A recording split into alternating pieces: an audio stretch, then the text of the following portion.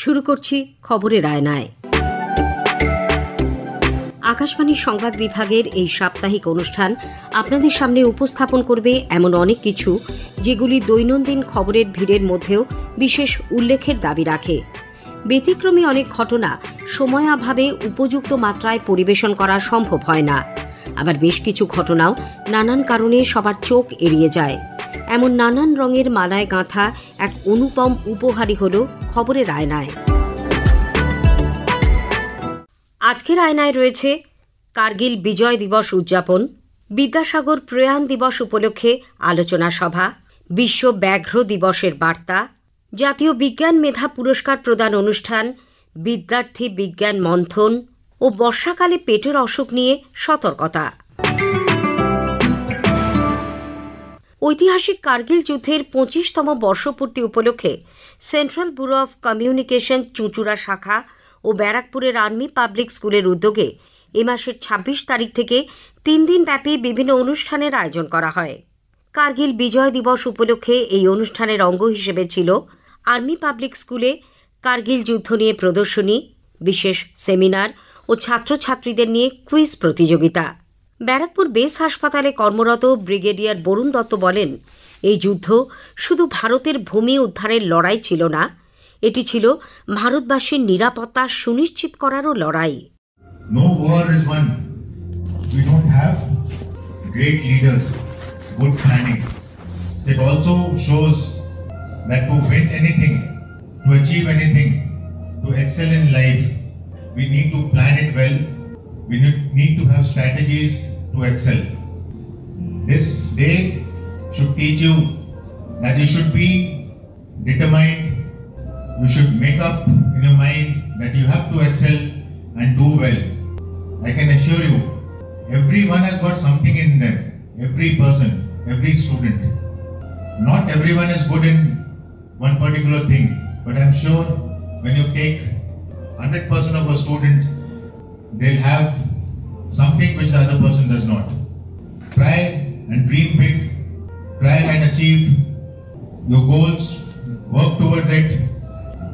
And we, on today, actually pray and pledge that we will all work towards a better tomorrow for the country, a prosperous India and a corruption-free India. Jai Hind. অনুষ্ঠানে অংশ নেওয়া পড়ুয়ারা আমাদের প্রতিনিধি পল্লব ঘোষকে জানায়, আমি তুষ্ণিক খা, ক্লাস 10B থেকে আর্মি পাবলিক স্কুলের। আজকে আমাদের স্কুলে কার্গিল বিজয় দিবসের একটা সেমিনার হয়েছিল। ওইখানে আমরা জানলাম কিভাবে আমাদের দেশের সোলজাররা আমাদের দেশের জন্য নিজের জীবনে বলিদান দিয়েছে এবং 1999-এ কার্গিল ওয়ারটাকে একটা বিজয় ঘোষিত করলো। তারপর একটা কুইজ কম্পিটিশান হলো, যেখান থেকে আমরা জানতে পারলাম কে ওইখানে কি ভূমিকা করে নিভিয়েছিল, তারপর কি মিশন ছিল, কি অপারেশন ছিল। এবং এই দিবসটা পালন করার পর আমাদের একটা নিজেদের দেশের প্রতি পজিটিভ ভাইব জেনারেট হলো। ওইখানে ওরা জানতে পেরেছে যে কোন পার্সোনাল কী করেছে, কীভাবে কন্ট্রিবিউট করেছে কোন অফিসার। এভাবে আমাদের ব্যারাকপুরের সেমিনারটা এভাবে শেষ হয়েছে। কীভাবে জওয়ানরা আমাদের কার্গিল ওয়ারে লড়েছে, তো ওনাদের ডেডিকেশন প্লাস ওনাদের প্যাট্রিয়টিজম আমাদেরকে এভাবে মোটিভেট করে যে আমাদের যাই সমস্যা এসে যাক কিনা, আমাদের সবসময় নিজের কাজে কন্ট্রিবিউট করতে হবে।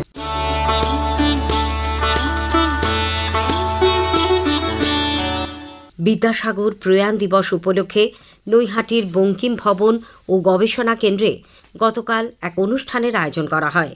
বিদ্যাসাগর এবং বঙ্কিমচন্দ্র শিরোনামের এই আলোচনায় বিশিষ্ট প্রাবন্ধিক ও নজরুল গবেষক বাঁধন সেনগুপ্ত বলেন, মানবতার চর্চাই ছিল বিদ্যাসাগরের ধর্মাচরণ। বিদ্যাসাগর মশাইয়ের প্রয়াণের ঠিক পরে প্রথম যে স্মরণসভা হয়েছিল তাতে উপস্থিত ছিলেন রবীন্দ্রনাথ ঠাকুর। তিনি একটি অসাধারণ একটি বক্তৃতা সেখানে করেছিলেন। তাতে দেখা যাচ্ছে রবীন্দ্রনাথ নিজে স্পষ্টভাবেই বলেছিলেন যে তিনি আসলে ছিলেন নাস্তিক, কিন্তু তার নাস্তিকতা হচ্ছে অন্য। তার নাস্তিকতা হচ্ছে তথাকথিত সেই নাস্তিকতা নয়, তিনি মানব ধর্মে বিশ্বাসী। মানব কল্যাণের হিতার্থে, সামাজিক হিতার্থে মানুষের যে ধর্ম, সেই ধর্মকে মনে করতেন এইটি হচ্ছে মানুষের ধর্ম। এইটিকে বারবার জোর দিই। ওই রকম সব কিছু নিঃশেষে দান করে যাওয়া মানুষ, পৃথিবীর ইতিহাসে তুলনা নেই। বিশিষ্ট ক্যান্সার বিশেষজ্ঞ ও বিদ্যাসাগর গবেষক ডাক্তার শঙ্কর কুমার নাথ বলেন, শিক্ষার সঙ্গে বিদ্যাসাগর কোনোভাবেই আপোষ করেননি। যথারীতি পরীক্ষার রেজাল্ট বেরোল, এন্ট্রান্স এক্সামিনেশন মেডিকেল কলেজ, পরীক্ষার রেজাল্টে দেখা গেল 320 জনের মধ্যে পাশ করেছে 21 জন। পরীক্ষক ঈশ্বরচন্দ্র বিদ্যাসাগর। এই একটা ঘটনাই বুঝিয়ে দিচ্ছে যে ঈশ্বরচন্দ্র বিদ্যাসাগর মশাই শিক্ষাকে নিয়ে কোনো কম্প্রোমাইজ কোনোদিন করেননি। তো যথারীতি 320 জনের মধ্যে 20 জন বিদ্যাসাগর মশাইয়ের হাত থেকে পাশ করলেন। সিট খালি রাখাটাও কিন্তু যোগ্যতার প্রশ্ন। এইটা বিদ্যাসাগর মশাই আমাদের শিখিয়েছিলেন, আমরা আজও শিখি। অনুষ্ঠানে জীবনী গবেষক দেবজ্যোতি নারায়ণ রায় সম্পাদিত বিদ্যাসাগর দ্বিশতবর্ষে বইটি প্রকাশিত হয়।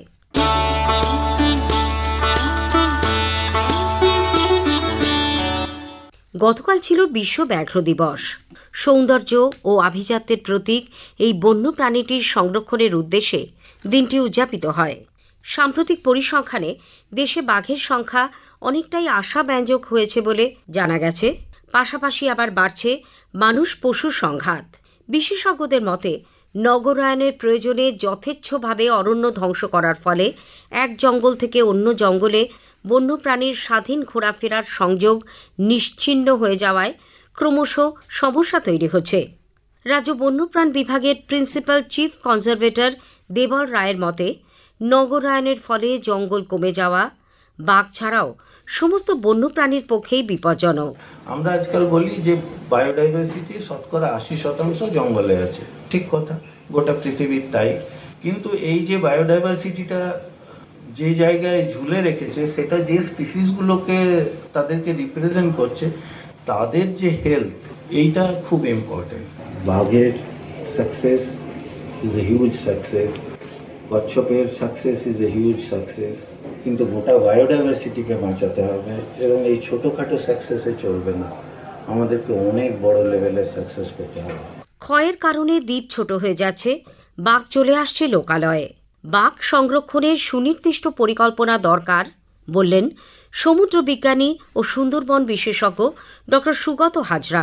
যে ম্যানগ্রোভ অরণ্য এখন প্রায় 1900 স্কোয়ার কিলোমিটার অঞ্চল এই বনভূমি রয়েছে, সেইটার মধ্যে আজকে আমাদের 101টা বাঘ আছে। তার ফলে প্রতি বাঘের 20 স্কোয়ার কিলোমিটারের বেশি এরিয়া কিন্তু তার জন্য বরাদ্দ নেই। কিন্তু ইতিমধ্যেই আমরা দেখলাম 2000 থেকে 2020 মধ্যে এই বনভূমির থেকে 110 স্কোয়ার কিলোমিটার জায়গা সমুদ্রের গ্রাসে চলে গেছে ইরোশন বা ভূমিক্ষয়ের মধ্যে দিয়ে এবং নিমজ্জনের মধ্যে দিয়ে। তার ফলে বাঘের সংখ্যা একদিক থেকে যদি বাড়ে আর বাঘের বাস্তুভিটের জমির সংখ্যা যদি কমে, তাহলে সেই দুটিকে মিলিয়ে আমরা বাঘের ভবিষ্যৎ সম্পর্কে কি ভাবতে পারি। এখন মানুষের জন্য বাঁধ বাঁধার জন্য মানুষের ইঞ্জিনিয়ার রয়েছে, বাঘের জন্য কি বাঁধ তৈরি হবে সুন্দরবনে যাতে বাঘের অরণ্য আর ছোট না হয়ে যায়, বাঘ যাতে আবার উদ্বাস্তু হয়ে না পড়ে, শামসেরগঞ্জে বা কুলতলিতে চলে না আসে। এইটা নিয়ে আমাদের ভবিষ্যতে ম্যানগ্রোভ অ্যান্ড টাইগার প্রোগ্রামের মধ্যে দিয়ে আরও বড় পরিকল্পনার কথা জলবায়ু পরিবর্তনের সামনে দাঁড়িয়ে ভাবতে হবে। ব্যাঘ্র দিবস উপলক্ষে দক্ষিণ 24 পরগনা জেলা বন বিভাগ কুলতলির মইপিঠে এক অনুষ্ঠানের আয়োজন করে।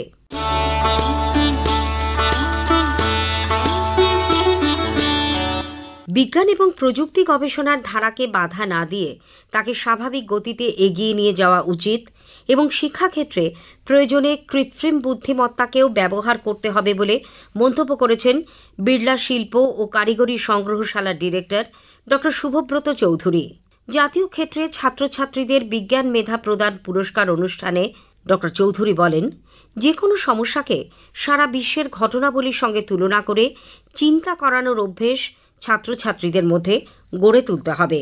সময়ের সাথে সাথে সায়েন্স অ্যান্ড টেকনোলজি প্রচুর এগিয়ে যাচ্ছে এবং দেখা যাচ্ছে আর্টিফিশিয়াল ইন্টেলিজেন্স আমাদের জীবনে বিভিন্ন স্টেজে প্রচন্ড রকম, তাতে কিছু লোক অত্যন্ত আশাবাদী, কিছু লোক অত্যন্ত রকম চিন্তিত যে কিভাবে চলবে, কেমন ভাবে পঠন পাঠন, এমনকি আমাদের ইন্ডাস্ট্রি কিভাবে চলবে, এ নিয়ে অনেক জিজ্ঞাসা।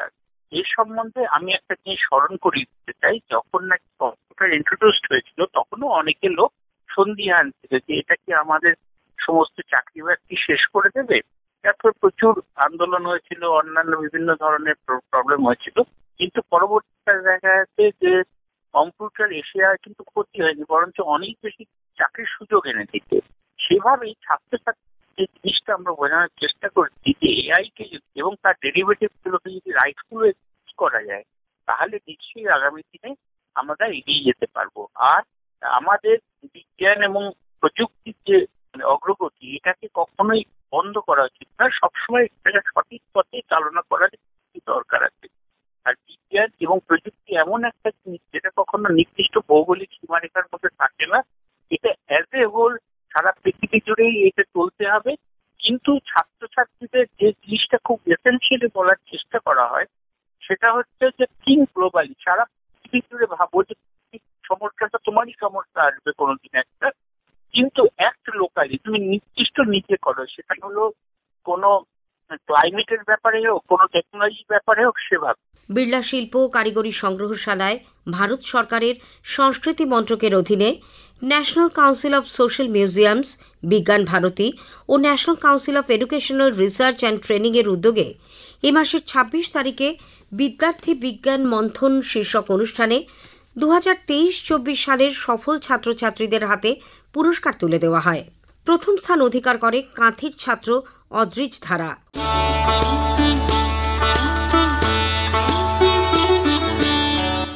বর্ষাকালে নানান রকমের পেটের অসুখের প্রাদুর্ভাব লক্ষ্য করা যায়, বিশেষ করে গ্রামাঞ্চলে।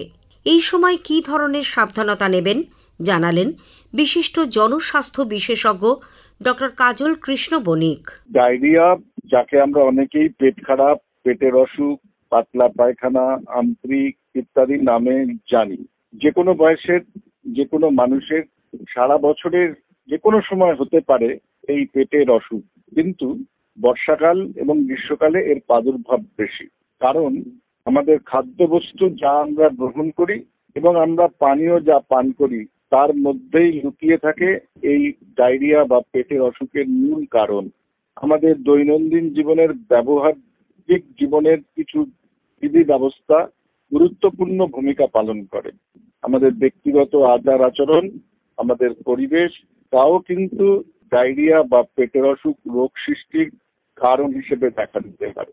পরিষ্কার পরিচ্ছন্ন পরিবেশ, সহজপাচ্য, এখনই তৈরি করা পুষ্টিকর খাবার, ব্যবহারিক জীবনের বিধি ব্যবস্থার নিয়ন্ত্রণ, যেমন খাবার আগে অবশ্যই সাবান দিয়ে হাত ধুয়ে তারপরই খাবার গ্রহণ করা উচিত, বাসি পচা খাবার পরিহার করতে হবে এবং মনে রাখতে হবে এখন বিশেষ করে শিশুদের ডায়রিয়া প্রতিরোধ করবার কিছু ভ্যাকসিন জাতীয় কর্মসূচির অন্তর্ভুক্ত।